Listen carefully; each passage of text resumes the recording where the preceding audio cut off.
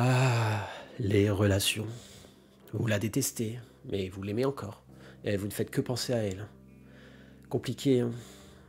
Oui, aujourd'hui nous allons parler de relations cire-vampire. Vampire avec son cire, celui qui vous a étreint.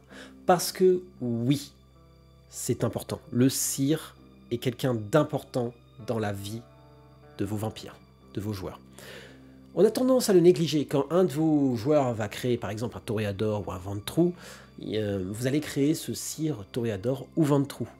Mais pourtant, ne le faites pas à la va-vite, la relation entre un vampire et son cire peut être très important et très intéressant. Alors accrochez-vous, c'est parti.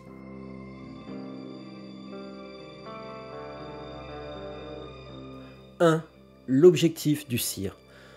Je tiens à souligner de nouveau qu'une étreinte n'est jamais gratuite. Il y a toujours un objectif derrière. Ça va être quelque chose, une étreinte en général va être discutée et autorisée par le prince. Parce que oui, il ne faut pas laisser un vampire qui ne connaît pas les bases tout seul en ville. Il faut veiller sur tous les vampires. Lâcher un vampire en ville qui n'a pas été autorisé est un danger pour la mascarade, est un danger pour tous les autres vampires. Une étreinte va donc être discutée, il va donc y avoir l'accord du prince ainsi que l'accord du clan en général. Donc réfléchissez bien à quel est l'atout de ce personnage. Pourquoi le cire a étreint ce personnage joueur? Qu'est-ce qu'il gagne? Quel est l'atout de ce personnage? Que ce soit pour le clan ou que ce soit pour sa politique ou pour ses objectifs personnels. Donc je vous renvoie aussi aux vidéos lore que l'on fait sur les clans qui sont des vidéos de 10 minutes. J'essaie de faire le plus court et le plus concis possible. Donc n'hésitez pas à aller voir, vous pourrez peut-être avoir quelques petites idées vis-à-vis de la façon de penser des clans. Donc voilà, réfléchissez bien quel est l'atout de ce vampire, qu'est-ce qu'il peut apporter à la cour ou à son clan. Cela peut être par exemple par nécessité, c'est-à-dire que peut-être que le sire a tout simplement besoin d'un pion, peut-être que le sire a une mission spéciale à lui donner, peut-être que finalement le sire ou même le prince a une mission diplomatique à donner à un vampire qui est un nouveau-né qui serait hors comment dire, du champ politique qui existe déjà. Peut-être a-t-il été étreint pour provoquer le prince. Ou peut-être même a-t-il été étreint en secret pour un objectif personnel du sire qui le cache aux autres vampires. Évidemment, s'il a été étreint en secret, cela peut être un vrai danger autant pour le sire que pour l'enfant.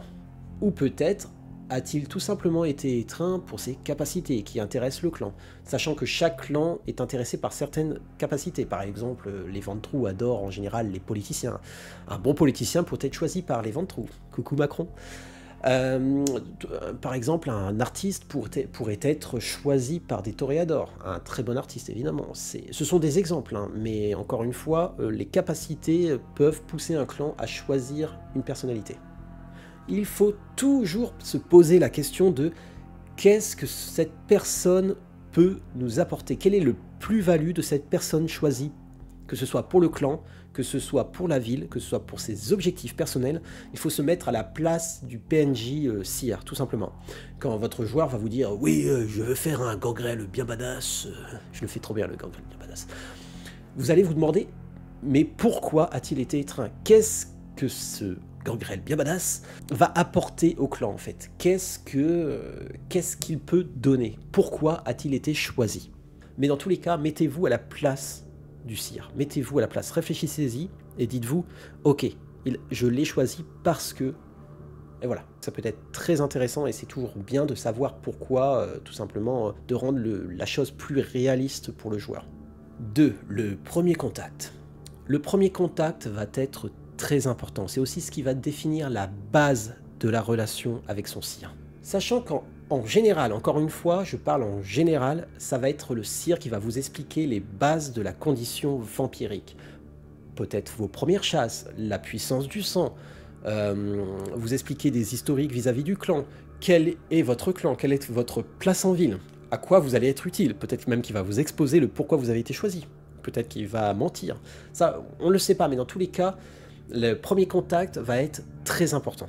Ce qui est compliqué aussi dans ce premier contact, c'est que le sire va être celui qui va vous guider. il va être un petit peu votre lumière dans les ténèbres, il va être celui qui va vous éduquer, vous protéger vis-à-vis des autres vampires, vous montrer quelle est votre place, vos objectifs, vous donner les lois, mais c'est aussi celui qui vous a privé de votre ancienne vie. Donc, c'est aussi celui qui vous a tué, en l'occurrence. C'est-à-dire qui vous a donné la malédiction de Cain, mais vous a aussi rendu immortel et puissant. Il va donc falloir voir aussi, en fonction donc du personnage joueur, quelle est sa première réaction. Va-t-il avoir de la haine ou de l'amour, ou tout simplement suivre et se poser des questions sur son état, pourquoi a-t-il été choisi, et enfin voilà. Le sire va être en même temps celui qu'on va aimer et celui qu'on va détester en général au premier regard. Alors c'est pour ça que c'est important de réfléchir à la mise en scène, de comment vous allez montrer ça.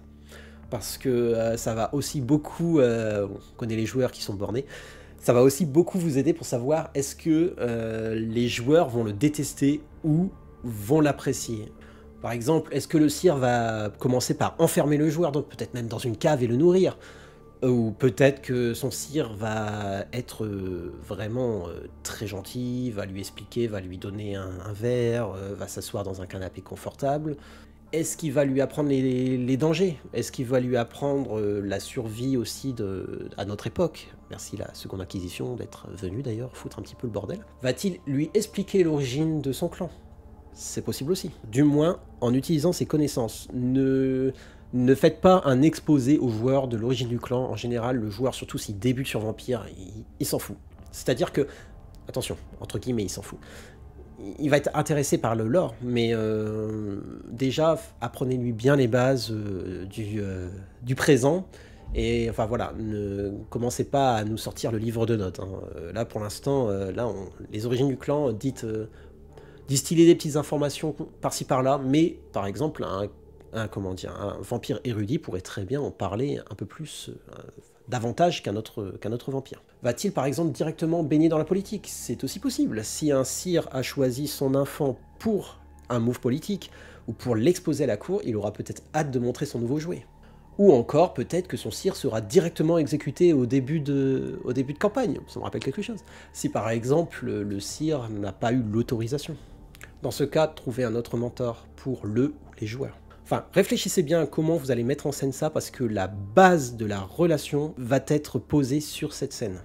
Et évidemment, c'est logique, mais si le sire manipule son enfant, ne le faites peut-être pas trop brut au début. Si vous voulez faire en sorte de créer une surprise par la suite et que son sire devienne un ennemi, faites-le peut-être un peu plus gentil au début. Enfin voilà, je vous laisse gérer, mais dans tous les cas, réfléchissez-y bien. 3. Ce que montre le sire. La fameuse nature et attitude que tous les joueurs vampires, ou même des jeux World of Darkness, connaissent très bien. La nature, c'est ce que l'on est en soi. L'attitude, c'est ce que l'on montre. Eh bien, le sire, tout comme les autres PNJ normalement, l'ont aussi. Le sire peut se faire craindre, ou encore passer pour un véritable dictateur, mais en vérité, aimer son enfant. Ou, à l'inverse, il peut passer pour un sire très proche de l'humanité, un sire qui va aimer son enfant, qui va le chérir au début, mais qui est un vrai manipulateur aguerri, et dont le joueur va certainement découvrir les secrets au fur et à mesure. Donc voilà, réfléchissez aux premières étapes, donc son objectif, et reliez cela à son attitude, à comment il va être, comment vous allez le jouer. 4. Ce que cache le sire. Peut-être que le sire va être au centre de votre campagne. Peut-être que le sire a une place importante. Quand je dis le sire, c'est un des sires d'un des joueurs, hein, bien entendu. Ou alors peut-être même, si vous avez 4 joueurs, peut-être que c'est un complot avec 4 sires. Tout est possible. Mais peut-être que le sire a un grand objectif de, par exemple, faire tomber un autre primogène, de prendre sa place, ou peut-être même de faire tomber le prince, ou de trahir la secte. Tout est possible. Mais peut-être qu'il a simplement de petits secrets qui ne sont pas importants et qui ne vont pas entrer réellement dans votre campagne, que le sire est quelque chose de secondaire. Si il n'a pas une place importante dans votre scénario, alors n'hésitez pas à le travailler tout de même et lui donner des petits secrets, peut-être des choses que l'on peut apprendre via des conversations avec lui ou avec un autre vampire. Peut-être qu'il est en conflit avec un autre vampire de la cour et que vous allez apprendre des petits secrets sur votre cire. Mais ce sont des choses qui ne vont pas impacter la trame principale de votre scénario, évidemment, si vous ne comptez pas le mettre dedans. Mais c'est toujours important de montrer que le monde est vivant. Je vous renvoie d'ailleurs, n'hésitez pas à aller voir un petit peu nos tutos sur les campagnes, j'en parle souvent, mais je dis souvent de bien travailler ces PNJ ainsi que les relations avec entre les PNJ pour montrer que le monde évolue et est vivant et que si on enlève les joueurs, c'est le bruit de la personne qui enlève les joueurs, que le monde continue de tourner tout simplement.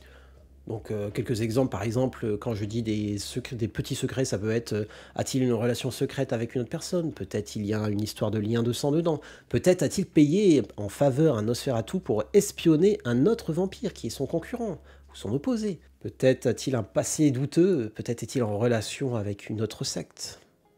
Peut-être a-t-il été corrompu par la Seconde Inquisition? Ça me donne des idées. Donc chaque vampire de la ville, il faut partir de ce principe, chaque vampire de la ville ont leur petit jardin secret. 5. La relation entre les deux vampires, l'enfant et le sire. La relation entre ces deux vampires peut donc évoluer avec le temps. Peut-être qu'elle commence par une relation où ils se détestent et au final, avec l'évolution de la campagne et des aventures, les deux vont se lier un peu plus. Peut-être qu'ils vont commencer par s'apprécier ou du moins se respecter et s'entre-déchirer. Peut-être même que le sire deviendra un ennemi par la suite. Mais dans tous les cas, le personnage joueur doit penser à son sire. Tout simplement parce qu'il y a déjà un lien entre les deux. Et que c'est quand même celui qui vous a ouvert la porte du monde de Kindred, quoi. Donc c'est pour ça que c'est important de montrer que dans tous les cas, il y a un lien, que l'on déteste ou que l'on apprécie son sire. Et comme toute relation, elle évolue. Il peut aussi d'ailleurs y avoir de la jalousie. Peut-être qu'un jour, l'enfant va dépasser son sire, ou avoir une place peut-être plus importante. Et cela peut créer de la jalousie. La jalousie peut aller dans les deux sens. Ça peut être du sire vers l'enfant ou de l'enfant vers le sire. Donc voilà, travaillez bien cette relation. Encore une fois, si vous n'avez pas le temps de montrer beaucoup dans votre scénario, ce n'est pas grave, hein. Le scénario, peut-être qu'il parle d'autre chose et que le sire a vraiment une place secondaire, voire même arrière-plan. Mais dans tous les cas, n'hésitez pas à la travailler un petit peu via quelques dialogues, parce que peut-être que dans votre scénario, vos joueurs vont quand même aller croiser leur sire, s'ils en ont encore, évidemment.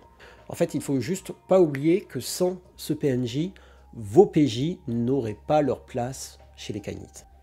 Voilà, merci à tous d'avoir suivi cette vidéo, donc n'hésitez pas à laisser un petit pouce bleu, un petit commentaire, ainsi qu'activer la petite cloche quand même. Ça peut être intéressant que vous me racontiez un petit peu quelle est la relation que vous avez entretenue avec vos sires, ou au contraire, si vous avez eu un enfant, vous avez étreint quelqu'un, quelle était votre relation avec cet enfant? Donc que vous soyez joueur ou MJ, n'hésitez pas à le laisser en commentaire, parce que personnellement, moi, ça me fait toujours plaisir de lire les commentaires, de voir un petit peu les retours et les expériences diverses que vous avez eues. Et même en tant que viewer, vous pouvez encore trouver en même temps de l'inspiration dans les commentaires. Voilà. Je rappelle aussi que nous avons un Tipeee. Le Tipeee nous sert va nous servir pour relancer des projets comme Vampire New York. Chapitre 2 qui est déjà écrit et que j'ai envie de... Voilà, personnellement j'ai envie d'avancer là-dessus aussi. Donc voilà, si vous souhaitez nous aider sur le Tipeee, n'hésitez pas. Voilà. Merci à tous et n'oubliez pas de vous poser la question de pourquoi vous a-t-il étreint? Il n'y a jamais d'acte gratuit et il n'y a jamais de hasard dans la cour. Passez de bonnes nuits. Ciao!